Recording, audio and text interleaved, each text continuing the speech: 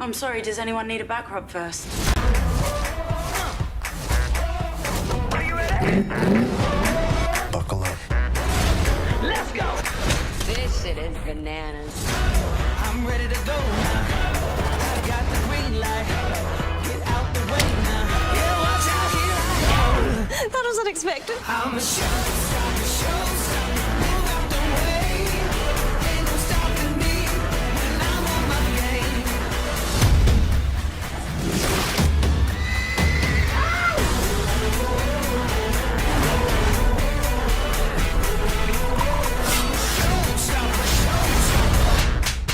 Bingo. What is it? That's a tampon. What's it for? Go shove it up their butthole, stop babies from coming out. An 8th grader told me that. Showstopper, make no mistake. All I see is gold, so move out the way.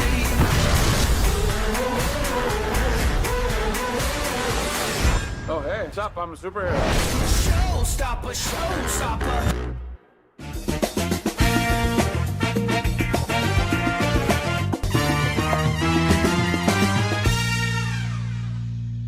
Welcome to Buzz Talk Live, Industry Perspective. Tonight we go to Hollywood and welcome Seth Berkowitz, president of Series Promotions at Workshop Creative, a company that creates promotional trailers for movies and TV series releases. Workshop Creative has helped launch many successful shows, including Blackish, Fresh Off the Boat, The Goldbergs, and The Expanse on Amazon, to name a few. Seth, who is a creative marketer, writer, producer, director, and idea man. He also writes, produces, directs a comedy web series called Here's the Thing. Remember to use the chat function to spur a discussion tonight. So let's talk Hollywood with Seth Berkowitz. Welcome to the show, Seth. Hi. You cut to me at the perfect moment. We have 3 dogs in the backyard playing. And That's also, okay. You want to have them on the show? We can have them on the show. George, your audience should know that we spent hours yesterday setting up the lights, not realizing that the sun would be going down right at this moment, which is why you could see the top of my head, but not the bottom of it. That's all right. But you know what, Seth? The background is beautiful. Okay. Who needs to see me? Here's the background. There you go. And then, hey, is that what are we looking at? That's Hollywood Hills back there. What are we? No. What do we got? I'm sorry to disappoint you again, but I don't live in Hollywood. And in fact, I do live in LA, but right now I'm not living in LA because we're out here during the for the shutdown in a town called Ojai, which is about an hour and a half from LA, and it's I would say midway between LA and Santa Barbara, but actually closer to Santa Barbara. It's all north and west of LA. Okay. And so I live in LA most of the time, but about 8 weeks ago when things when I started to work from home, we came out here. My girlfriend's dad lives here in Ojai by himself. He's 85 years old, and we wanted to just help him get the house stocked up with supplies and everything. And then we said, gee, this seems like if we're going to be shut down, this seems like the perfect place there's a little dog frenzy going on here. Hey, Seth, it's live TV. Don't worry about it. The dogs do not respect the red light. They don't see that to not. Exactly. And, so anyway, so we've been out here now for 8 weeks. I haven't been in LA in 8 weeks. I have no idea. Other than what I see on TV, I have no idea what's going on. I'm going to take my sunglasses off now. It's great. It's great to have. It's great to have you on Buzz Talk Live tonight. I had actually a computer issue just prior to me running the 2-minute clock, and I had to restart so I could see the chats. So, remember to chat out there, folks, and maybe we can get a question in for Seth during the show. Okay. And I can't see the chat, so you'll have to. Don't worry about it. I'll relay them to you. If anybody insults me, just no. We weed out the insults, Oh, well, you'll be busy. I was telling you, my own friends. I started putting this on social media. I'm going to be on. People who've known me my entire life were saying, "Why is he having you on? What is he going to ask you about?" So people who know me a lot better than you, George, don't think I'm worthy of. Stop it! Come on, Jesus. I mean, I've known you for a while now, and but let's rewind a little bit, sure. and bring you back to your youth, and now from what I always thought you were a Brooklyn boy, but you're actually a Queens man. I'm one generation removed from Brooklyn. My parents were both grew up in Brooklyn. My father grew up in Brownsville. My mother in East New York. Right. But I was born and raised in Queens and lived in Queens until '97. So where in Queens were you from? I grew up in Bayside. Wow. I was born in Flushing Hospital. I know you went to Flushing. You're from Flushing. I was born in Flushing Hospital. How is it that we didn't meet? Oh, I don't know. Because we weren't born together. I was born in Flushing Hospital. I grew up in Bayside in an area called Windsor Park, for those of you who are familiar with it. And then when I was about 12 or 13, we moved to Douglaston. Right. And people from the area will know it as the row houses near Corvettes. They had just been built at that time. Oh, sure. It was right near this shopping center. I was anchored by Corvettes. I think it's a multiplex now. And I know it's not Corvettes. I don't anymore, know. but, It's to the all bottom changed. of the hill by Yeah. Parkway. Yeah. It's all And changed. yes, I grew up in Bayside and Douglaston and went to Cardozo High School. So you went to Cardozo. That's where I wanted to go because of baseball, used and I played baseball back then, and they had a terrific team. They did. But my parents, they sent me to John Bound, so but it was okay. The team over there was Brought fine. you there and brought me here. I was not a good baseball player, but we did have a great team. The year that I was a senior, Cardozo went to the city finals that was played at Yankee Stadium. And they got to the finals. They got beat by Abraham Lincoln. But the interesting thing is Abraham Lincoln's star was Lee Mazzilli that year. So got beat by the best. Yeah. Look at you, Lee Mazzilli. Look at me. I didn't meet him or anything, but that's great. and I didn't know he was Lee Mazzilli until years later. You know? So when you were small and you were getting into mischief and everything, what did you want to inspire to be when you were a youth? A youth. I'm trying to think. I don't remember having any particular ambitions until when I was in high school, when I was in Cardozo. They had a class at the time taught by a teacher named Peter Drew, and they called it cinematography. It's basically all about film and filmmaking. And, at the time, nowadays, every college, every high school has programs on filmmaking, but back then it was kind of new. And like when I went to Boston University after, there weren't a lot of schools that had film programs. So certainly not a lot of high schools. And I wonder if there was any public schools at the time besides ours that had that. And it was just one class. It was a great class. He was a great teacher. As it happens, I'm still in touch with him. I haven't seen him in years, but on Facebook, and he's a fascinating guy, Peter, and musician. He's still making records. And Right. didn't know this until just recently, but he was also a Holocaust survivor. He was born in Germany. Oh, wow. And so he really, I think, ignited that idea of, first of all, loving movies and knowing that there was more to them than just entertainment, and also introducing me to the idea that a person could make a living in that industry. So were you always inspired by writing, or what was your goal there? I was, as you could tell from the way I'm working this camera here, obviously I'm not a wizard when it comes to lighting or composition. But I was always, I think I was always more attracted to the writing part, Right. And to working with words. I always tried to be funny. My father was very funny. My father had taken a crack at comedy at one time, and so I liked telling jokes, making people laugh. So I liked writing. I liked comedy, and as I matured in the business, I got to understand visual storytelling as opposed to just storytelling. Oh, wow. But that came with time. And what age did you start writing? Actually putting pen to paper and creating something? I'm trying to think, when was the first time I wrote something that wasn't assigned by a teacher? I can guarantee it wasn't before college, and I'm not even sure it was during college, because most of the time if I wrote, it was for an assignment as opposed to just for the love of it. But I would say shortly after college, I started, in addition to working as a writer and making a living as a writer, I started writing things on my own. So what did I want to ask you? So when you were working in corporate AV, is that true? Yep. Which is kind of how we met. We met through a common friend, Rocky, And Yeah, that's, so and, let's pause there. Okay. Our mutual friend Rocky Graziano, not the boxer, Not the boxer. right? But and he goes by Rocky Graziano, and Yeah. he's a great guy, and we both love He, him. he claims Rocky is his name on his birth certificate. I've never seen it. I'll take his Well, word for it. But, yeah, I mean, but he claims it's not his name. we'll get the birth records, Seth. We'll get the birth. I just want to say, I'll never forget one day, Rocky and I were playing golf, and we were with two other guys, and Rocky putts like 20 feet past the cup, and the guy goes, "Now I know why they call you Rocky." Beautiful. So yeah, I mean, the way we met was through Rocky, obviously, and I used to always go to the West Coast doing a lot of his shows, and we were out there. My God, it must have been sometimes twice a year, but mostly like every year. And then we grew a friendship, and we played golf together, and Parker, remember? We played together out there. Parker, if you're out there, hi. Yeah, some you might be watching if he's host it. No, absolutely. He's a great guy. I mean, but then you. So at that time, you were in corporate.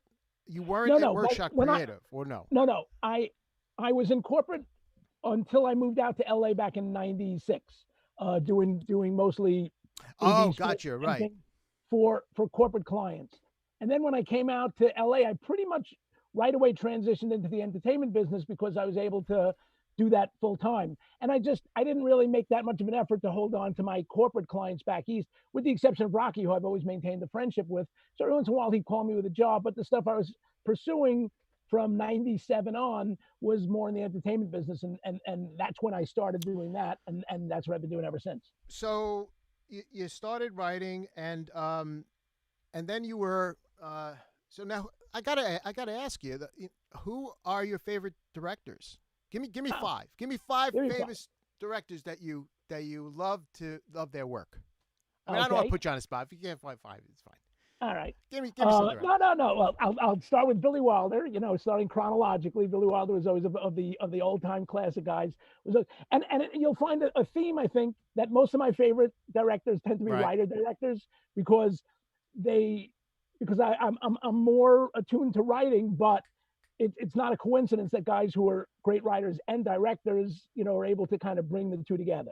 So I would definitely start, like of guys who are from before my time. Billy Wilder to me is he's it. I know this could get me in trouble, but I still love Woody Allen. Woody Allen. Sure. Great movies. I would say the one guy who's not a writer but an amazing director is Martin Scorsese, and I almost didn't put him on the list because I never know, is it Scorsese? I don't want to look like an idiot. Scorsese. Yeah, you're Italian. You know how to pronounce it. But Marty. I'll call him Marty. I'll call him Marty like we're buds. Marty, right. And I love Tarantino, love Quentin Tarantino, and I love the Coen brothers. And I guess if you ask them directing, oh, nice. Joel Coen is the director of the two, but I love their movies. So you got a nice broad spectrum of directors. That's great. Yeah. That's awesome. I mean, since you said five, but I would say my runners up would be another one I can never know how to pronounce the name, Stanley Kubrick or Kubrick, whatever. But Kubrick, him. Yeah. And then of the more current guys, Fincher and Christopher Nolan, I would say. Oh wow. The Batman series, right? Yeah. Okay, so you moved to LA and you got into this promotional business at Workshop Creative. Now, was it no. Workshop, you built that, right? Or no. That's, I don't want to take credit. Oh, by the way, speaking of which, I know at the beginning you showed a sizzle reel from Workshop, and all that stuff, very little of that stuff was stuff that I worked on. It's just that I'm out here, our office is closed, we're all working from home, so I don't have access to everything, but I knew I had this great sizzle reel that our digital group did. So I just want to give shout out to Jeremy and Ali and the digital group that does great work. Most of that stuff on there. And as we speak, somebody is mentioning about the dogs. Bring out the dogs. Hi, Ali and Basil from Love Lover. I don't know who that is. Love Lover. It's got to be someone who knows not only my dog but our niece's dog. Basil is our niece's dog. Love Lover. I'm trying to think. And I think Rocky was chiming in as well. He was big difference from Queens Boulevard to where I am now. I mean, he's watching. He's chatting. He's Good, seeing it. good, good. So, so just to give you a little history, so in the early '90s, in like '92, I started doing stand up in New York, Oh, and that was the fun. I ended up doing 5 years of it, and so a friend of mine from the stand-up world, a comic who I worked with a lot, who's since passed away. May he rest in peace, Frank D'Amico, great comic. So he had done a movie, and it was going to be having a special screening out here. And I was like, you know what? Why don't I come out with Frank and see if I can get into some of the LA clubs, see if I can get a look there. Maybe I'll, Yeah. make a, whatever. So I came out here and I got a few spots at some of the local clubs.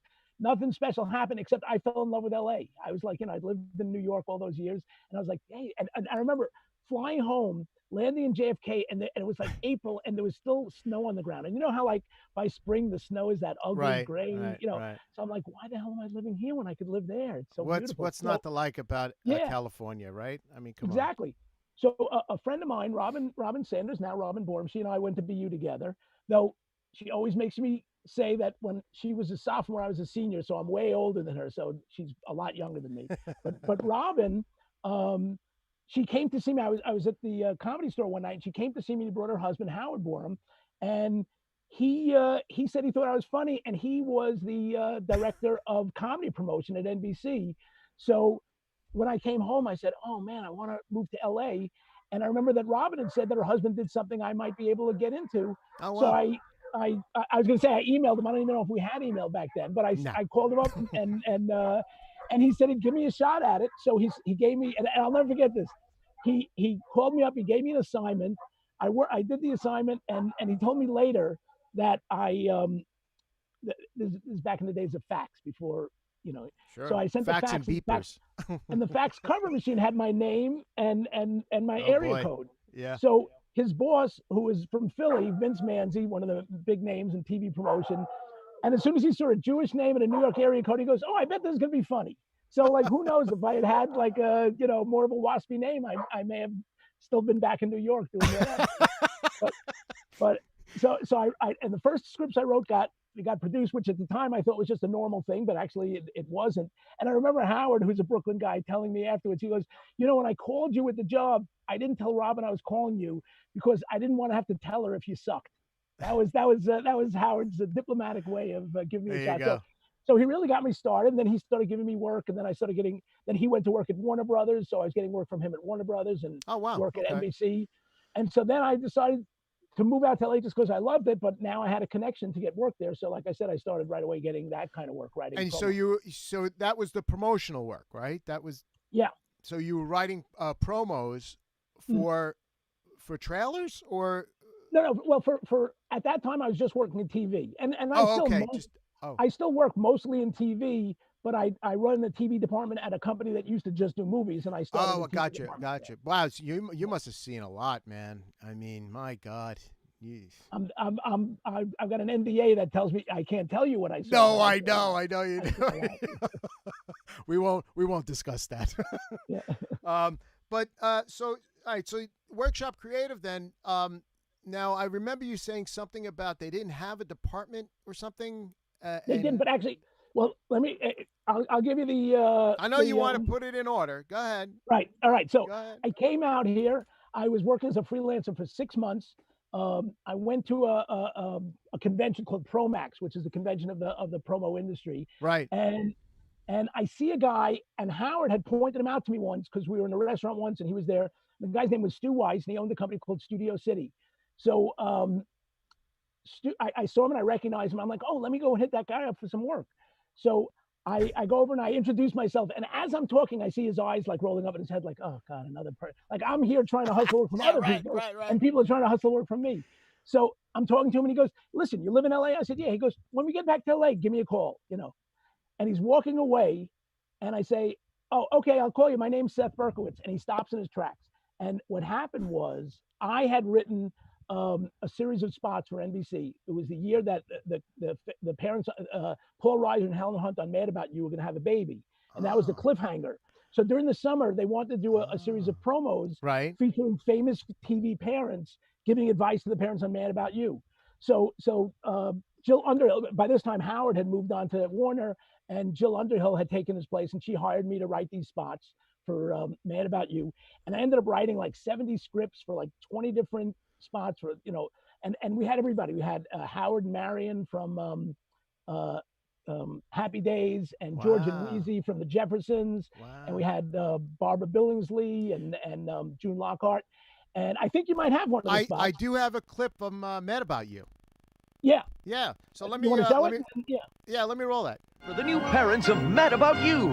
There's so much to protect your child from these days, and you can't be there all the time. And that's why it's great that you have a dog.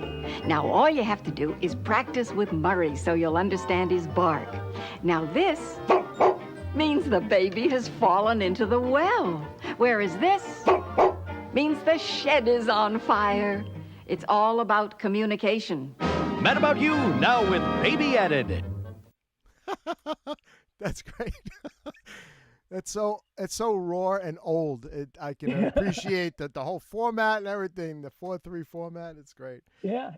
So, I have to say, just a little peek behind the curtain. Yeah. I can't see the clips when George rolls them. That's so right. It's a good thing he laughed at the end, or else I wouldn't have known it was over. Well, that's what you paid me for, right? No, yeah. And money well spent. Right. So anyways, yeah. And I just got to tell you one thing about Estelle Harris. So I mean, it was like an amazing day where one after another, all these TV idols from my childhood and more recently were coming in and getting. Isn't that amazing? Yeah. And I thought, okay, this is what's going to be my life from now on. I'm going to be going to shoots and I'm going to be meeting actors. I've never had another day like that. It's 23 years ago. I've never had another day like that. But I thought that was going to be. But Estelle Harris comes in, and at one point, the makeup person comes out and asks me, "Did you write the spots?" And I said, "Yeah." And she says, "Estelle wants to meet you." Okay. So I come back, and there's Estelle Harris from Seinfeld, like my favorite show. And she says, I'm not going to try to imitate. She goes, I was telling the girl how good the script was. And she said, would you like to meet the writer? So I said, yeah. So she comes out and she says, so tell you. And I'm telling her my life story. And when she finds out I had just moved out to LA, she says, oh, your parents must be so proud. And the thing you have to realize is I'm 41 at the time. But how old was she? How old was she at that time? I don't know, and I didn't ask, and I'm not going to know. But she was, let's just say I was 41. She was a little older. I don't know how old she is now. Yeah. She's still with us, thank God. Yeah. But she was so great, and she was telling me how much she liked the scripts, and I'm like, oh my God, my parents aren't proud of me now, but when I tell them that I met Mrs. Costanza, Estelle Costanza, and then it was funny. She came out. And I had written 3 scripts for her. They'd sent her 3 scripts, but we were running behind. So they did one. She nailed it in 2 takes. And they said, okay, thanks. She goes, what about the other ones? And they go, no, we're running late. She goes, let me do one more. I'll nail it in the first take. And sure enough, she did. What a pro. Yeah. She was great. Yeah, she so seemed like a great lady. So I see Stu Weiss at this thing. He's leaving. He says, call me in LA. And I said, okay, my name's Seth Berkowitz. And he stops his tracks. And he turns around and he goes, did you write the Mad About You parent spots? I said, yeah, I did. He goes, oh, because I need a guy we just got hired to do the promos to the launch of the Keenan Ivory Wayans show. And I need a guy who could write and produce comedy. And I was asking at NBC who wrote that. And they told me your name. And he goes, come to lunch with me. And he brings me to lunch with the whole staff. And he's introducing me like he just hired me. And people said, when are you going to start? And I'm like, I don't know. He didn't hire me yet. He just met me and asked me to come to lunch. But that's what started. And I ended up being there for 3 years. Wow. And wow. Yeah. So what's your favorite script that you've wrote? I mean, I know that I'm jostling your brain there, but I mean, as far as I mean. I don't know what it is, but I can tell you whatever it was didn't get shot because you know how it is. Like they never picked the one that you liked. Of course. And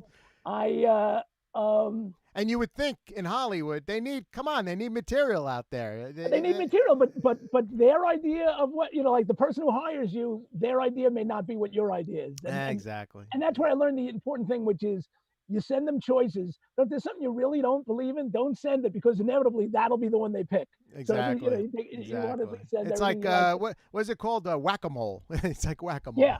Yeah, exactly. So I don't know if you want to jump ahead because it relates to the story of The Expanse that I know you have a piece. So so leading up to Expanse, now Workshop Creative, they didn't have. Let's get back Yeah, to that okay, because so they didn't have let me a get- department, yeah. right, or something. Right. So I was at Studio City for 3 years, and then I decided, I wanted to see what else was out there.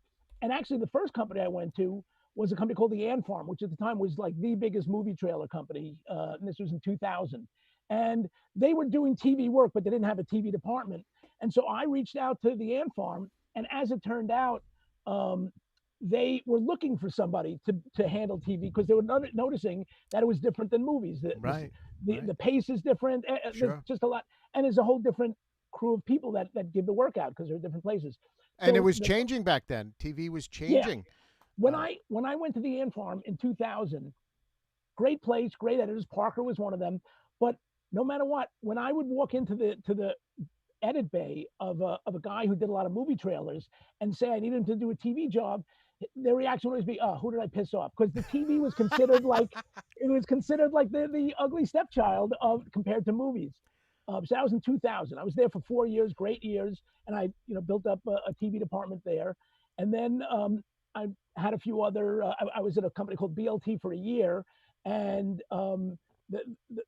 this great company. They did mostly print, had an AV department. But the great thing that happened there was that I met my girlfriend Randy, who I'm still with now. We both worked there, so that's how we met.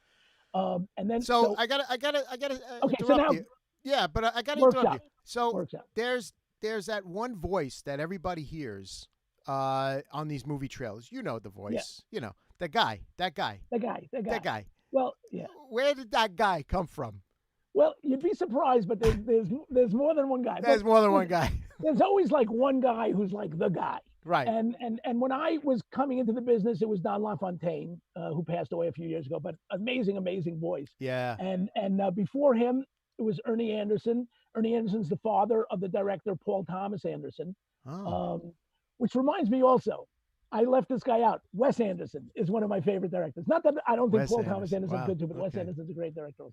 But since Don LaFontaine passed, I think there's more of like several guys, but they all have that. Yeah. And now there's a little bit more of a natural conversational feel that's become more popular. rather Right. than what they And call the you know voice what, of Seth? God. With technology, they can sweeten the voice and they can make him sound really nice. It's funny. One of the guys who's Yeah. one of the main guys now is named Ashton Smith. And I remember the first time I read him, he does this thing where he kind of like when he's recording, he kind of sounds like he's whispering into the mic. And I was about to say, that's not going to register. And I'm like, this guy reads more trailers in one day than I'll produce in a year. So maybe I'll just let him do it the way he does it. And sure enough, then when you get it and you cut in, you go like, oh my God, that's perfect. But when you're recording it, it sounds like he's whispering. Yeah, how am I supposed to hear that? Yeah. But he knew how to work the mic.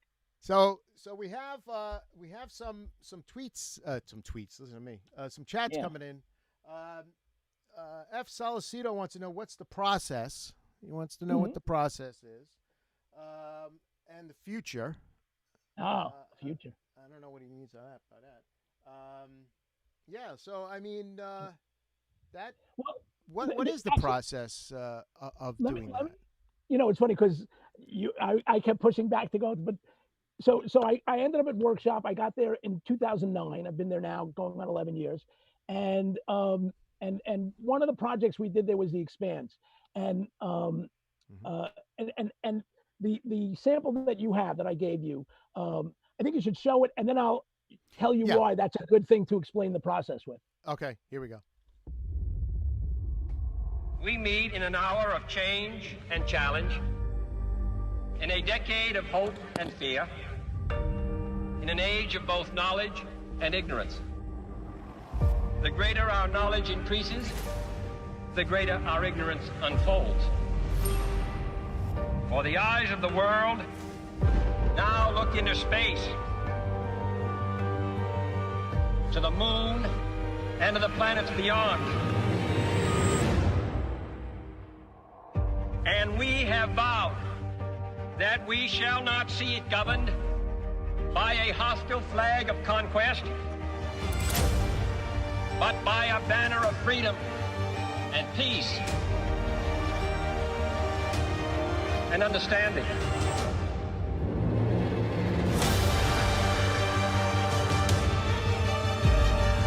For science has no conscience of its own. Whether it will become a force for good or ill depends on man. For we do not now know what benefits await us. Its hazards are hostile to us all.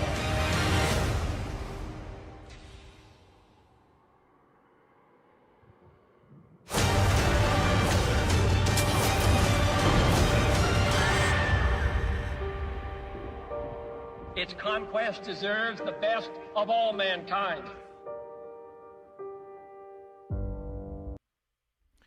Wow, that was awesome. I gotta check that series out. I mean, that's. Can you hear Can't me?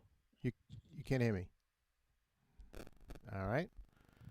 I can hear you. I can hear you now. I can hear Okay. you now. You must have muted something. That's what a series, man. I got to check that Yeah, out. you Yeah. Now, I didn't- it's based on going to the moon or something, right? Or No. Well, very close. It takes place in 200 years in the future. The Expanse. Great show, by the way. Anybody who's out there who even if you don't like sci-fi, it's a great. yeah, show. no, it looks really good. So it's based in 200 years, and at this point, they've already gone to Mars and colonized Mars and all that. So what we did was, in order to promote the new season, an editor by the name of Clay Janicki, who I happen to have played golf with today,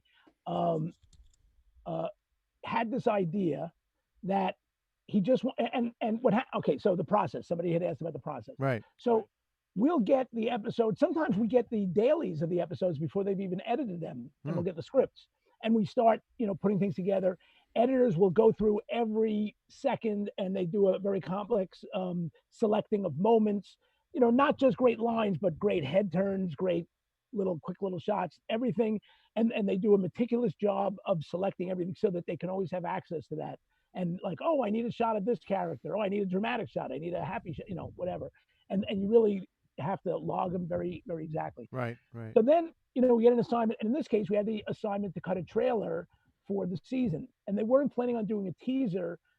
Teaser is a trailer that comes a little bit earlier that just sort of gives you a little taste of it. So we were cutting a trailer. Clay was cutting a trailer. And he had this idea. I had nothing to do with it. He had this idea. He had heard this speech that Carl Sagan once did called The Pale Blue Dot. And he decided that it really spoke to what the series was about. And so he cut this on his own, on the weekends. He cut this teaser to The Pale Blue Dot. Now, you've got a confused look on your face because you said that wasn't Carl Sagan. That was JFK. Right. That's part of the process. So what happened was, we cut this teaser and everybody loved it. The client loved it. Her boss loved it. Her boss's boss. Everybody loved it. They showed it to the whole crew. Everything's going fine. And then they run into a roadblock. Carl Sagan's widow will not sell the rights or assign the rights to let us use this speech. And we went through, and Amazon's got a lot of resources. They went through every channel they could. And then it's like, we don't want to let this die. So what can we do? So they said, see if you can find another great piece of, great speech or write something. Yeah. And then the producer on it, LaShawn Rivers, went home that weekend. And when he came in on Monday, he said, what about JFK's, we do this because it's from that same thing. We do things not because they're easy, but because they're hard. Right. And he'd come in Monday morning and Clay was already cutting to that speech. The two of them over the weekend. Wow. Came up with this idea. You'll notice I had absolutely nothing to do with it. All I did was take credit for it. No, I'm kidding. Yeah, exactly. So I got to ask you, and maybe I'm. But that's a big part of the process. Is right. You can have a great idea, you can have a great execution. You always have to have a backup because you never know what snag you're going to run into. And that's part of it. So us laypersons that don't understand the process of movie trailers. Mm-hmm. And me as just a viewer and kind of understanding, movies and how they're made and everything. When I'm looking at a trailer, and it could be for any picture, okay? Yeah. Some trailers are very short, and it almost like they don't want to give away the movie. And then other trailers, they're like movies. The trailer's like a movie. And it's like, I was like watching something with my wife, and like, I guess we saw that movie. Let's go to that. So I don't know if that plays into the process that you're talking about. and where that leads to in creating something like this. And that's evolved over time. Years ago, they used to try to hide some of the bigger moments, and they would never show certain big reveals or whatever. And a lot of times the filmmaker has a lot to say in it too. Sometimes the studio wants to show more because their research has shown that the more you show, more people will come, even though it might ruin something. Right, For right, them. right. But but a lot of times the filmmaker will say, no, you can't use that shot. Oh. And depending on how much clout they have, and depending on whatever, sometimes they win, sometimes the studio does. The key is, you don't want to show everything, but you want to show enough to get people interested. Right. But also, even if you do give away too much, you want to give the feeling that you held back just enough that there's still a reason to go watch it. But it seems with younger audiences, there's more of a sense of that they don't care if they feel like they've seen it. They want to see it in the context of the movie. Yeah. Which is another trend I think I've noticed in recent years, where it used to be we took a lot of time to set up the story. What is this story about? Whereas now we just go for the moments. We just go for the moment that makes someone say, "Oh, I want to see." Yeah, and I think with a sci-fi film, a longer trailer is valid because there's so many visual effects and so many CG that you need to kind of show it off and show off the movie and the producers of it. Yeah.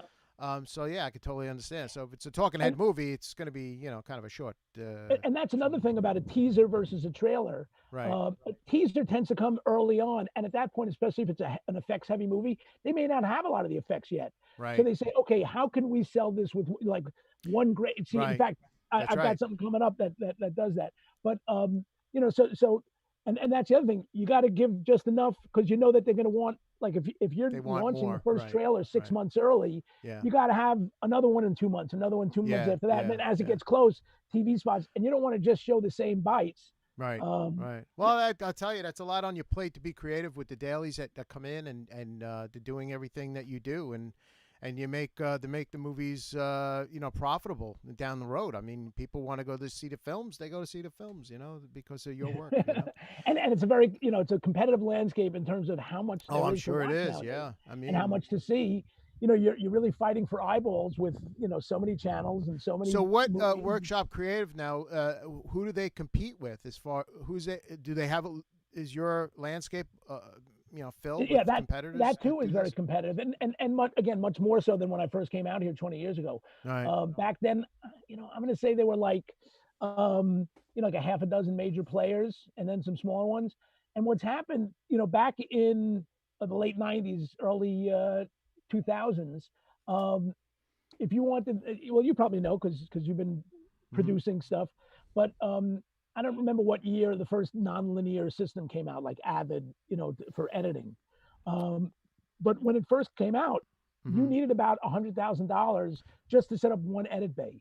Right. So it wasn't something that every person could have on their laptop to do. Right. So only a company that had some financing, had some muscle behind it, could, like, if you needed 5 or 6 editors, that's 5 or 6 bays, $500,000 just to get off the ground. Yeah, I mean the days of when Avid came out, that sped up the process tremendously in doing all that stuff. And it, you could really look at any trailer. It's almost like Soundies. You could look at any trailer that was made before nonlinear editing, and the pacing was different, everything was different, and the process. Now, I know we're gonna get to HBO and Curb, but as far as a future of making trailers and doing this work, where do you see the future of your business going?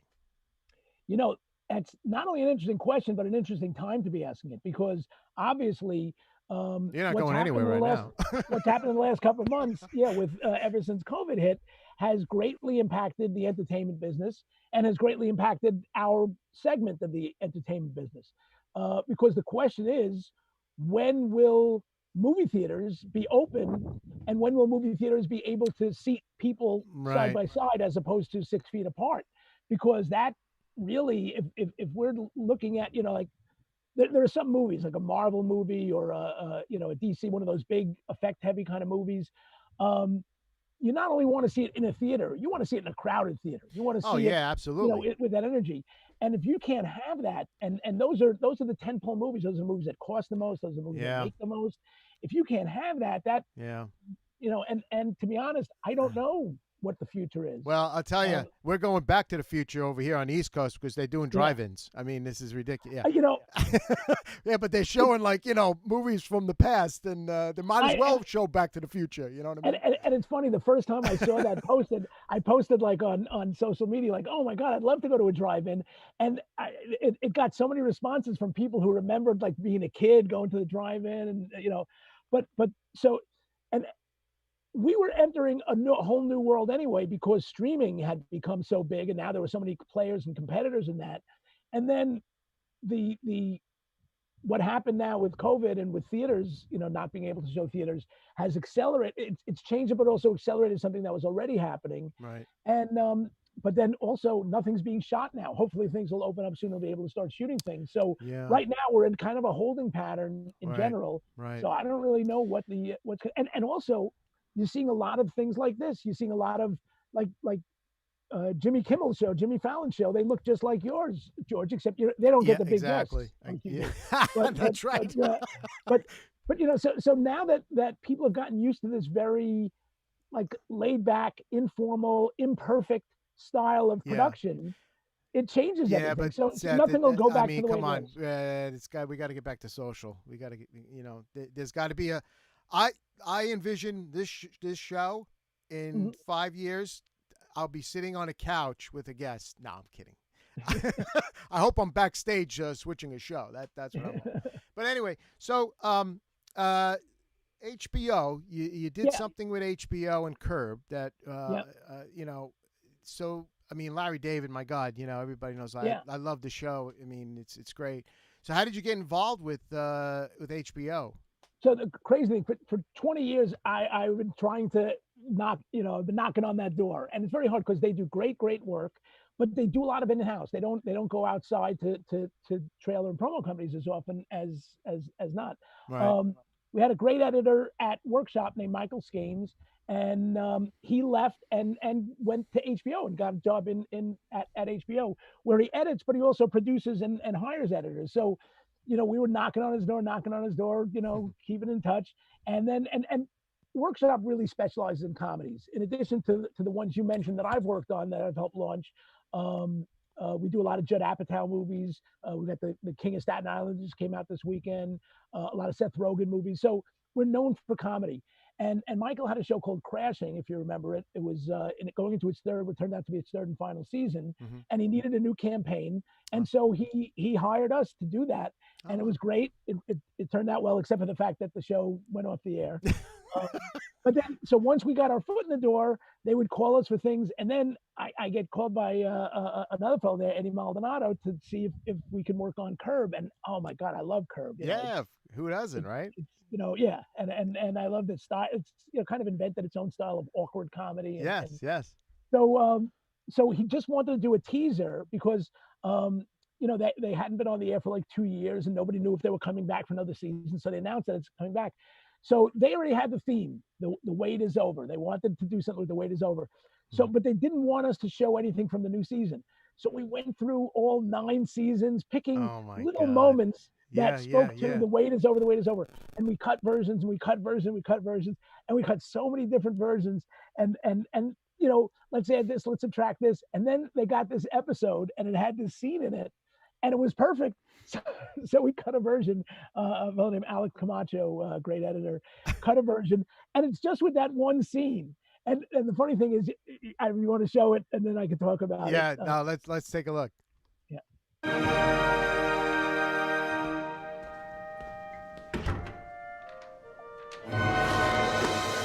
Do you have an appointment? I don't have an appointment. Do you need to see the doctor?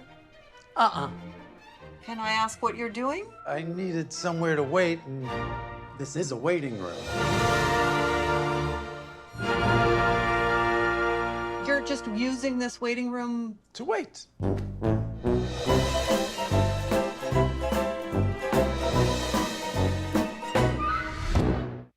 That's perfect. Wow. So you nailed it, man. That's great. What a great idea. It was a great idea, but I mean, the funny thing is, so this scene existed, and we cut it as a spot, and it was like, oh, gee, it's perfect. And on the one hand, I keep wanting to push the stuff that we edited, but every time we would try something else and go, Right. it's not as good as that one scene. So then the funny thing is, it comes out. I post it, on Facebook and Twitter and Instagram. And people going, "Oh my God, that's so great!" And then I realized they're thinking I wrote this. They're thinking that I went out and hired Rebecca Romaine to be in a promo, and so like, but it's like I don't want to tell them I didn't, but I didn't want to take credit for it. Yeah. And the funny thing is, the people who are in the promo business and know go, yeah, but you and Alex did a great job with the music, and even though it didn't take a lot, everything had to be perfect, to work as it does. But other people go like, so what did you do? And I'm like, well, I had enough sense to say, yeah, that's good. Yeah, right. But then, Just get out of the way. If it works, just get out of the way. And then the funny thing is, the episode is like the 4th episode in the season. When it comes out, there's people saying to me, they used your promo in the episode, and I'm like, oh yeah, that's what they did. They used let's go with that. I don't need to be correcting people. Educating people. So let's talk about your baby. Here's the thing. Yeah. So here's the thing. I mean, I find myself saying that when I talk. That shows the impact I've had on the culture. Nobody said here's the thing until I came out with my. There you go. I mean, so you took basically a conversational piece. Here's the thing, and then you created a show. No, well, actually, I created the show and then I came up with the name. I'm trying to remember what originally, because originally, if I look at the early scripts, it had a different name, and I'm trying to remember what the interesting. I forget what the name was, but I said I don't like this name so much. Let me come up with another name. And the thing is, as much as everybody says here's the thing, I say it more than most. And in fact, I used to have this guy that worked with me, and I'd say, here's the thing, and he'd go, oh, there's a thing, and I'm like, there's always a thing. There's always a thing. But that was always like, so even though it's everybody's expression, I felt it was like my expression.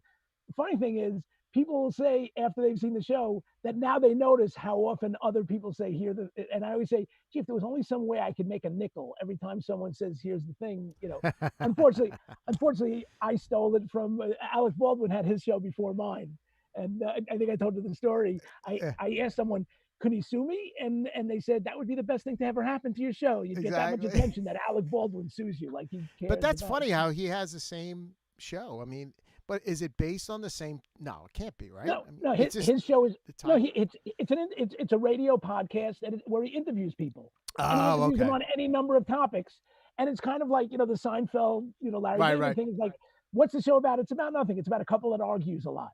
And basically the way it started, I mean, I don't want to say it's based on my girlfriend or myself, but it's based on me and a woman not to be named at all. But I'm one Don't of these name people, names. I'm one of these people who overthinks a lot, and I happen to be in a relationship with someone who just kind of shoots from the hip, and there you go. And I'll tell you how it sort of started. It's like salt and pepper. It's like oil and vinegar.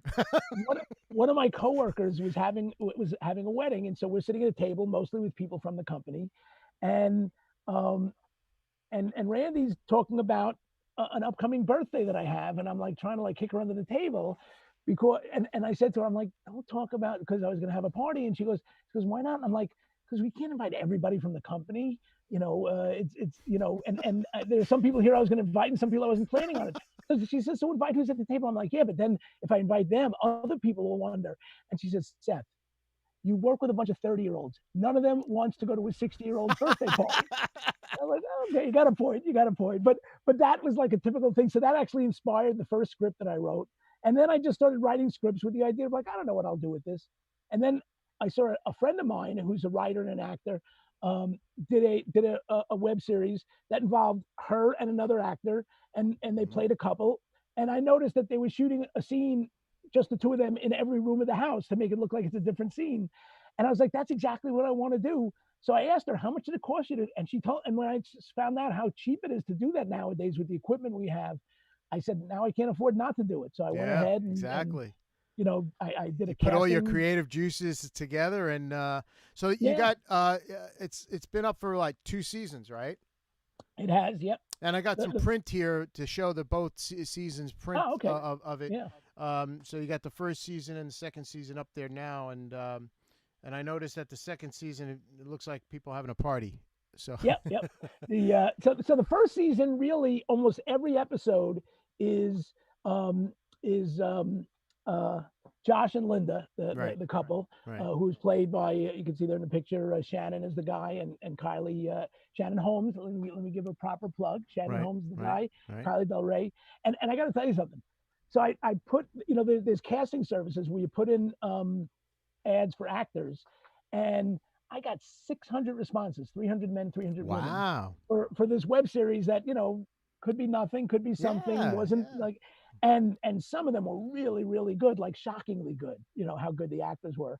And it's funny because originally I was thinking in the Larry David mode that the character would be a nebbishy Jewish guy. And then we get this guy, Shannon. He's a tall, handsome, like Irish looking guy, but he totally nailed the part. And I'm like, oh, that makes me see the character different. Plus I could say that this young, handsome guy is me. He's playing me. So the first season was just the two of them, various situations, various arguments, and with the two characters. And I remember when the first episode came up, my friend Tom says, I want to strangle both of them. And I'm like, you get it. That's exactly what I was going for. Exactly.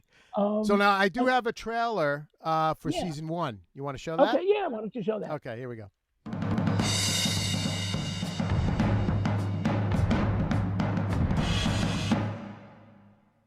Hi, Josh. I ran into Amy. We are having lunch. When do you think you'll be home? An hour? Maybe a little bit longer. Why? They said it's going to rain. So? And I have to go out again at 3. And? If I park in the garage, where are you going to park? In the driveway. Damn. What? That's a long story. Aren't they all?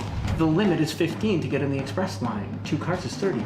Brad and Katie do not like each other. I just don't like to disappoint people. Oh, you have made that abundantly clear.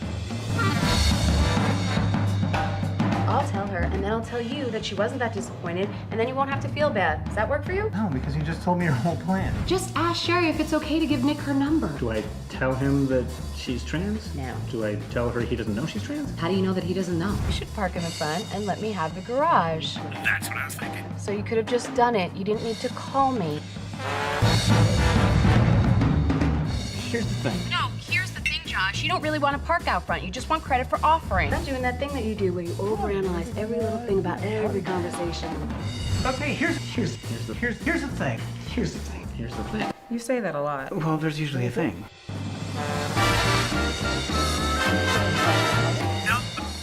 Did you just hang up on your husband? Yeah, he was done. Besides, if I didn't hang up on him, I'd never get off the phone. Oh, that's good. That's good. Here's the thing. There's always a thing. There's always a thing. So, and also in the first season, he says, here's the thing, at least once in every episode, sometimes twice. Right. No, that's perfect, man. That's what a hook. That's great. Yeah. And so we had the first season, and so it was all them until the very last episode. And then I decided to do one episode with a third person. And we got this actress who I knew, Tangerine Thomas, to play. But I don't want to give anything away. But she actually shows up in a couple of episodes. But she plays a friend of Linda. I get mixed up between the actors' names and the real name. Linda is a character. Kylie, who's great, is the actor who plays her. And and a lot of people said they liked the episode because it's like, oh, we got to see him with a third person. So for the second season, I decided, let me bring in more people. Let me show them interacting in other situations. Right. And then the funny thing that happened was, in between, Kylie had moved to a different city. So we had to really schedule it and figure out a time to do all the shooting of all the episodes. And she said, I'm going to be in Las Vegas. I've got a birthday coming up, and maybe we could shoot it the week of my birthday. So we were thinking of doing that, but it also gave me the idea of why don't I build the whole season around it's her birthday and he wants to throw her a party and she doesn't want to have the party. And then Shannon sends me an email saying, hey, I let my hair grow out in its natural color and I grew a beard. Let me know if you want for the second season, if you want me to shave it off. And I'm like, no, let's make that a plot point also. Yeah. That became a running theme through the second season, the fact that he had let his hair go gray, and it was actually attracting a lot of attention from younger women because he's now a silver fox. Silver fox. You know about that, how right. young women go crazy for us, right? And then and it was pissing her off. And then also that she was having this birthday. She didn't want to have a party. She didn't want to make a big deal. She didn't want to attract attention to it. And he was hell bent on throwing a party. So that sort of became running theme through the second season. All right. Okay. So I got season 2 trailer as well. Yeah, show that. Okay, here we go. Oh, since you can talk about anybody, you'd be the perfect person to settle an argument between Linda and No, me. Josh. When did his hair turn so gray? That Silver Fox Daddy thing, that's the best movie ever made.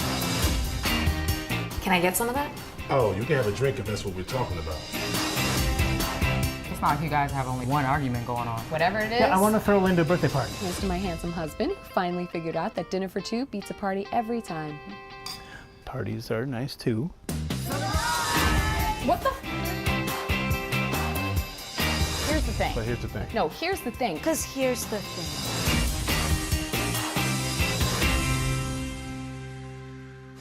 Shut the fuck up.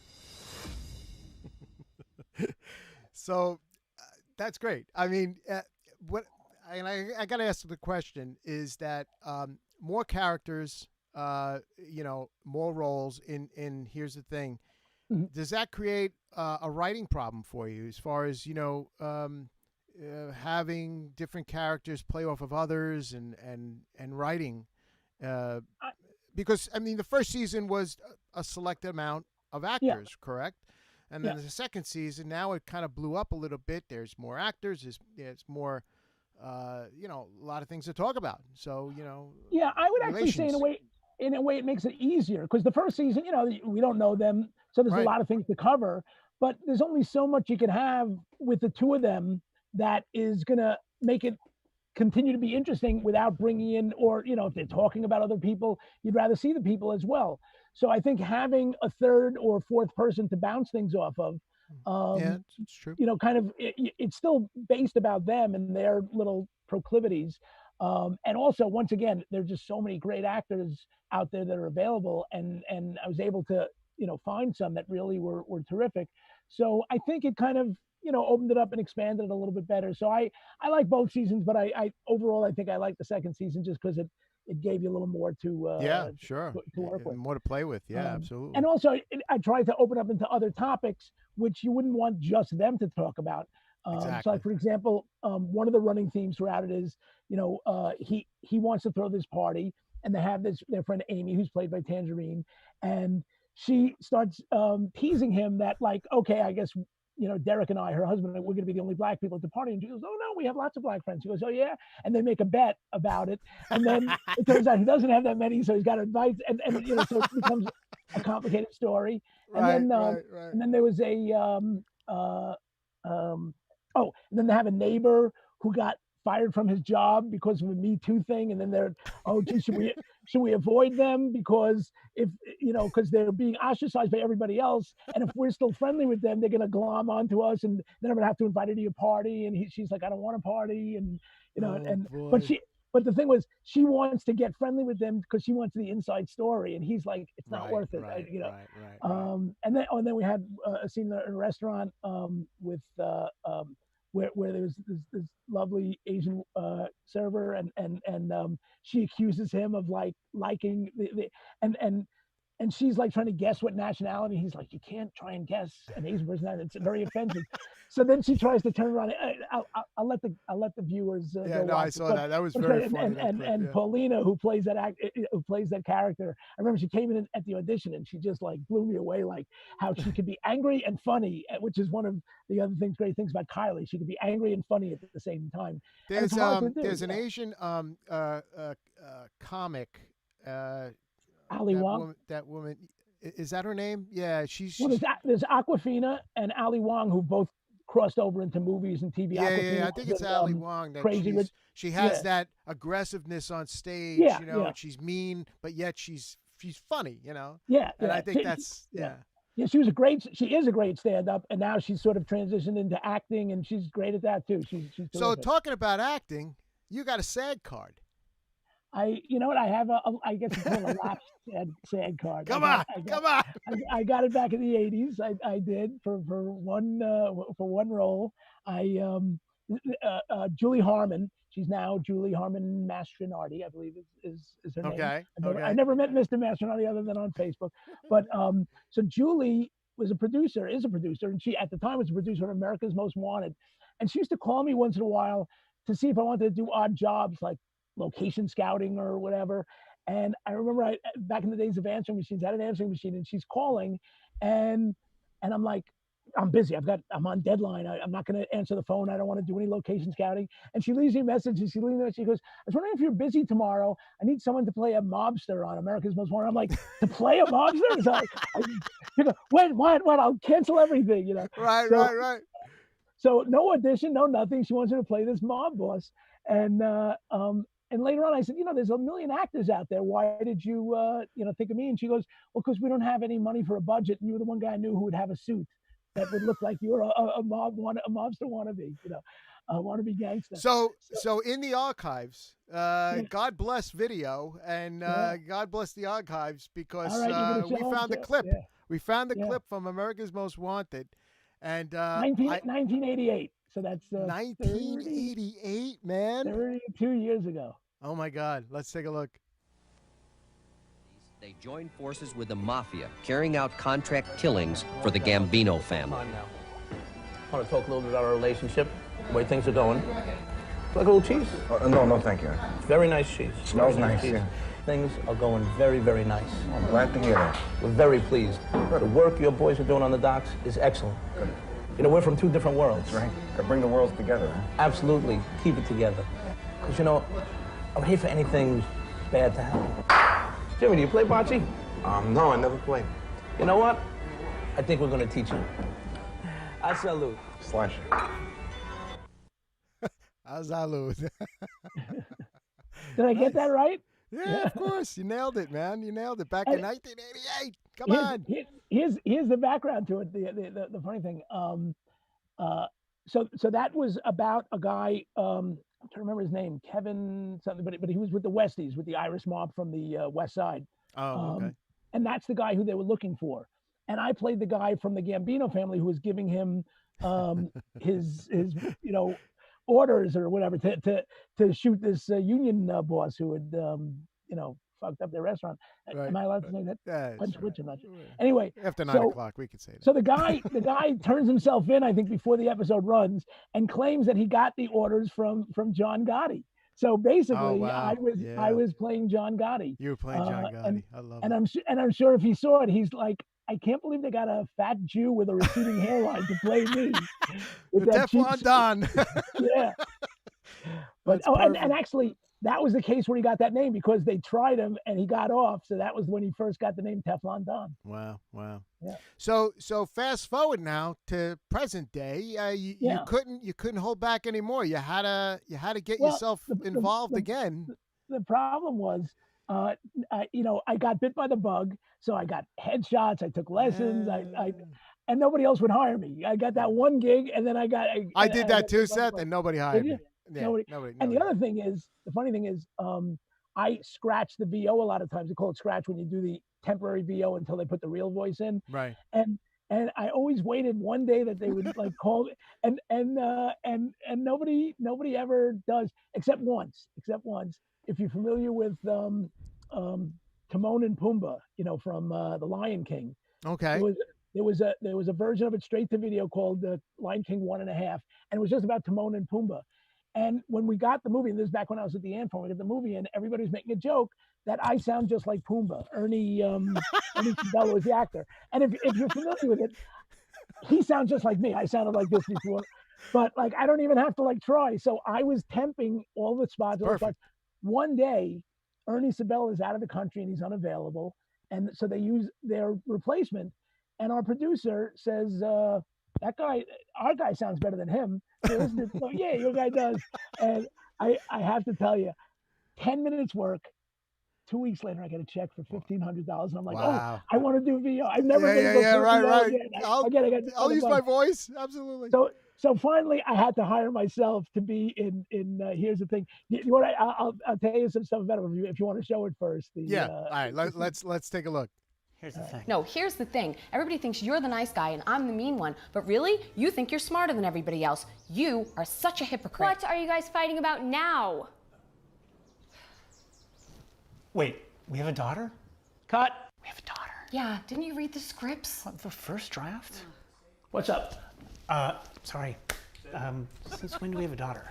Since about 15 years ago, I'd say. 14. Oh, you're 12 for your age. Huh, she gets that from me. Right. What's her name? Audrey. Katie. I like Katie, it's a classic. Katie. Katie. I don't get a vote? Yeah, you could have a vote if you read the scripts. So how long have you known that we have a daughter? Only like a week. How long have you known? Since table read. Thought the ending was a little flat, so I came up with this. Right, so you just created a daughter. Yeah. Okay. It's like God. Great. Use that. Okay, take two. Where do you want to pick it up? From Katie entering. Okay. So from where I say he's a fucking hypocrite? I think you just said hypocrite. Watch your language. Got a kid here. If she's been my daughter for 14 years, it's nothing new. That makes sense. All right, places. You remember your cue. I wasn't the one who blew the last take. Definitely my daughter. We have a kid? Oh, that's kind of exciting. Is it? I kind of liked our lives the way they were, you know, freedom, spontaneity. Freedom, spontaneity for our characters, not for us. Well, when I'm playing Linda, I feel the feelings that Linda is feeling, and right now I'm feeling all this added pressure from this responsibility that, quite frankly, I nor she ever asked for. No offense. Right, it's kind of part of the job. Well, so is reading the scripts. Okay, come on, this guy sends us like 5 revisions a day. Yeah, tell it. Everything okay? Perfect. Oh, 11. Pages. So great. Smart. Let's slate it. And action. You know, everybody thinks you're the nice one and I'm the mean one, but really you just think that you're smarter than everybody else. You are such a fucking hypocrite. What the fuck are you guys fighting about now? Oh, cut. She said it, so I figured I could say it. Maybe don't. Kylie, you neither. Yeah, honey, just because of grown-up stuff, that doesn't really mean... You know you're not my real father. That's a good point. I don't... So how do you feel now about having a teenage daughter? Gross. All right, places. And action. Everybody thinks you're the nice one and I'm the mean one, but really, you're just a hypocrite. What are you guys fighting about now? Honey, we weren't fighting. Your father doesn't believe in God. It's not that I don't He's been believe in keeping God. it a It's I secret don't from us believe in all the these image of years. God that He's Hollywood protecting us from portrays this and that terrible we've been truth. And now he's hedging picturing his all bet these because years, maybe, okay? just There is maybe, something else to he's believe in. wrong again. But if we were talking too loudly, we're sorry. Whatever. We have a daughter. I know, and she looks just like me. And nothing like me.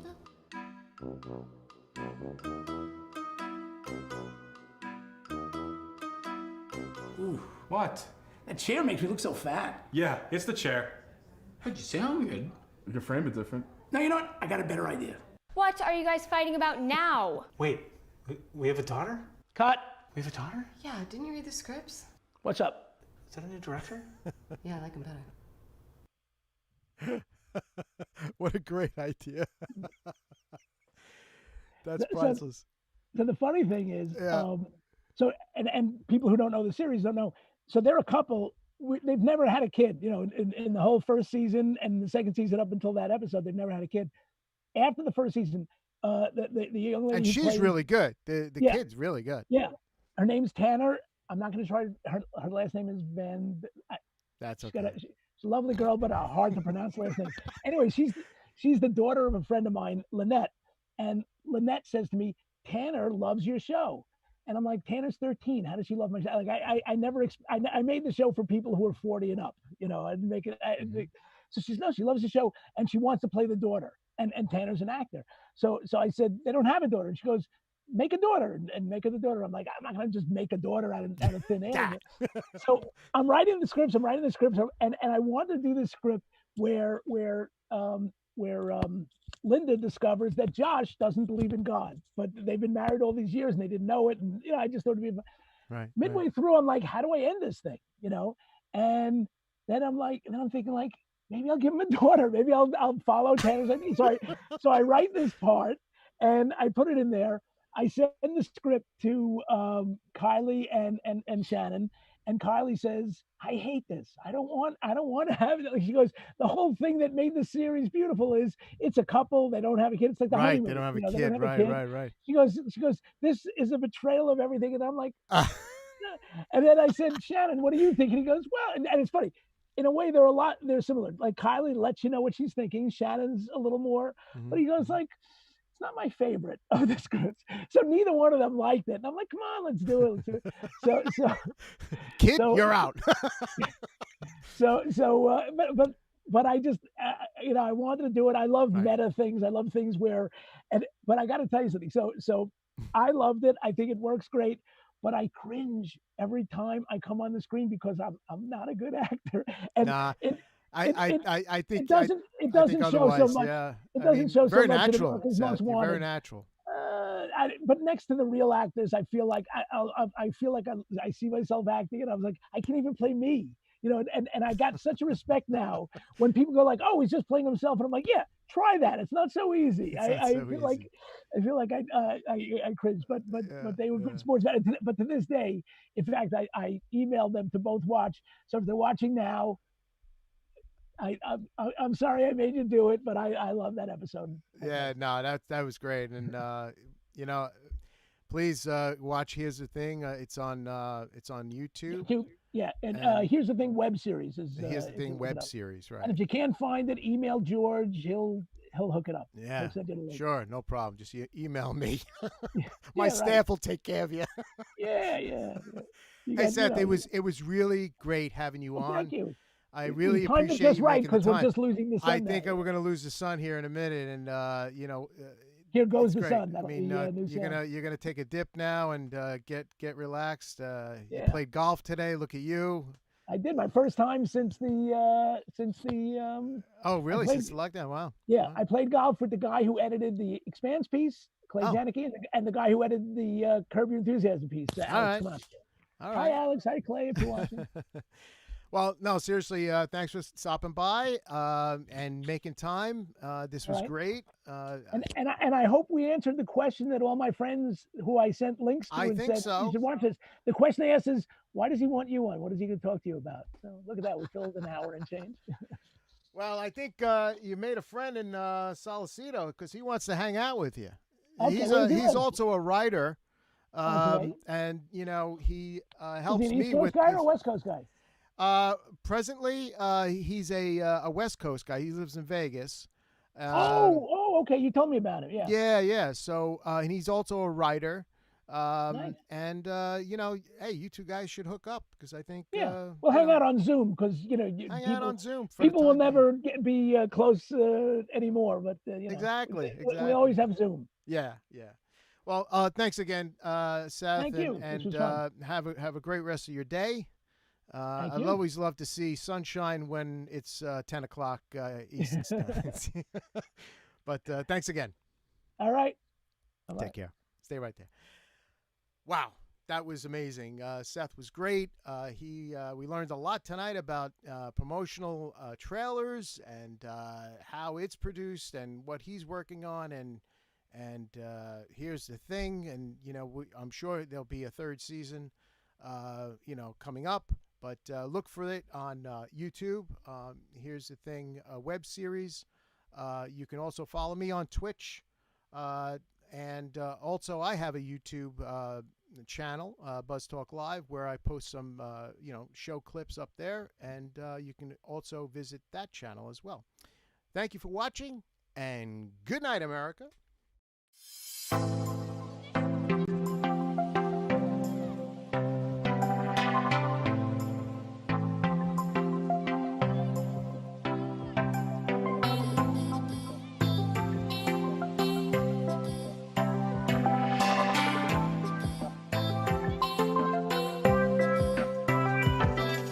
Bye.